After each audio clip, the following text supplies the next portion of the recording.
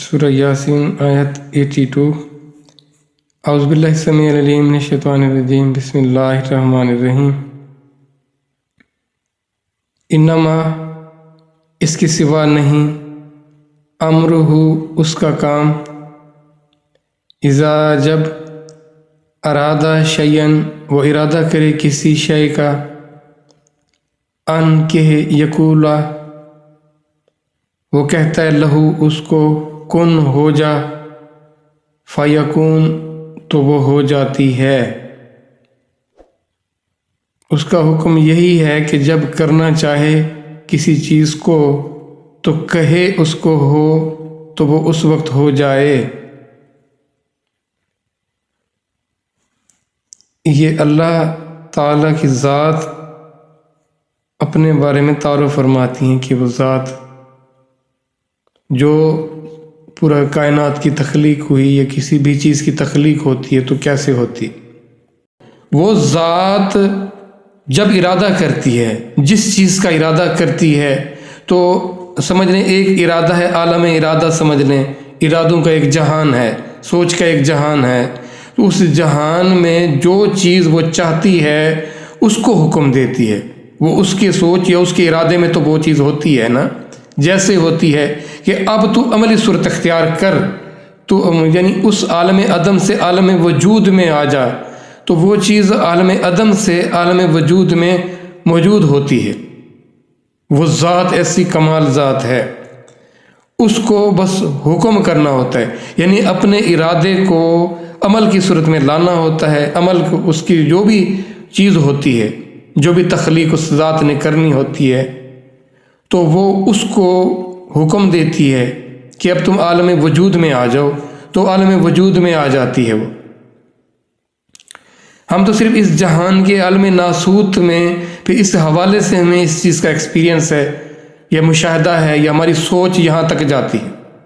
اس کے علاوہ بھی اور جہان ہے جہاں پہ نہ وقت کا دخل ہے، نہ اسپیس کا، نہ کسی جگہ کا، نہ کسی مٹیریل کا، کوئی اس کا وجود ہی نہیں ہے۔ تو وہ ذات کیا اعلیٰ ذات ہے۔ ہم چونکہ علم نہیں ہوتا، ہمیں آگاہ نہیں ہوتے، تو اس حوالے سے پھر ہم اس چیز کو محال گردانتے ہیں، مشکل جانتے ہیں۔ جب انسان کو اس چیز کا مکمل علم ہو جاتا ہے کسی بارے میں تو پھر وہ اس کی سوچ بہتر ہو جاتی ہے۔ تو ہمیں اپنی سوچ کو بہتر کرنا ہے۔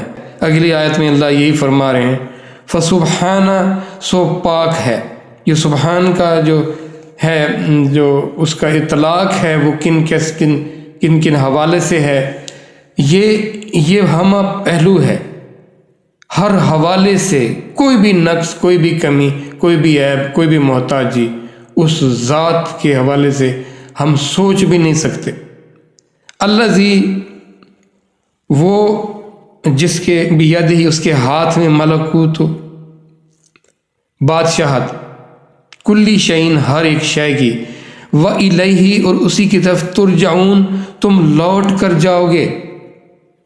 تم اس جہان میں اس کو اگر رب مانتے ہو، اس کو اپنا معبود مانتے ہو، اپنا خالق مانتے ہو، تو پھر جب اگلی فیز، اگلے جہان میں بھی وہی ذات ہوگی جس کی طرف تمہیں لوٹنا ہوگا۔ یعنی اس جہان میں بھی تمہارا مالک، تمہارا خالق، تمہارا معبود، تمہارا رب کوئی اور نہیں، اللہ کی ذات ہوگی، اور اسی کی طرف تم نے لوٹ کر جانا ہے۔ کہیں اور نہیں ہے کہ تم گم ہو جاؤ، ختم ہو جاؤ، معدوم ہو جاؤ۔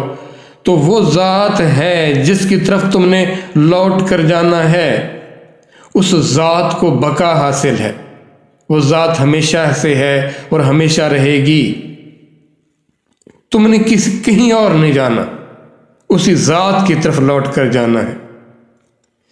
اب اس بات کا یقین کامل مجھے ہونا چاہیے، تو پھر میں اس کی محبت، اس کے تعلق کی طرف، اس کے لوٹ کر جانے کو میں نے پھر تب اہمیت دینی ہے، پھر اس کے لیے میں نے اپنے آپ کو تیار کرنا ہے۔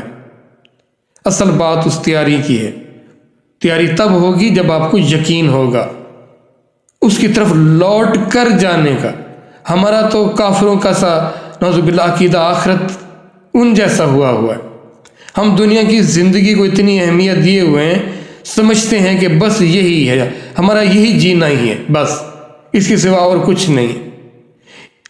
حرص اور ہوس کا یہ جو عالم ہے وہ اس وجہ سے ہے کہ ہم یہ سمجھتے ہیں کہ یہی زندگی ہے، اسی میں جینا ہے، حالانکہ اصل زندگی، حقیقت کی زندگی اور کمال زندگی جو ہے وہ آنے والی ہے، جس کی آپ کو خبر دی جا رہی ہے، جس کے لیے آپ کو تیاری کروائی جا رہی ہے، اور ہم اس تیاری میں اپنے آپ کو ہم نے بہت سست رکھا ہوا۔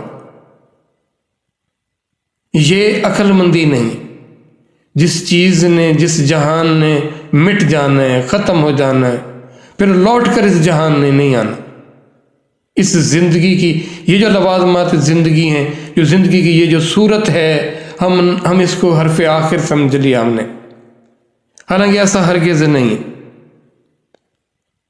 اللہ کی ذات ہمیں خبر دینی ہے۔ اب دیکھیں، اس سورہ کو پڑھنے کے بعد اگر ہمارے ایمان میں اضافہ نہیں ہوا تو ہم نے پھر کیا کیا ہے؟ ہماری سوچ بہتر نہیں ہوئی تو پھر ہم اس میں سے گزرے نہیں ہیں۔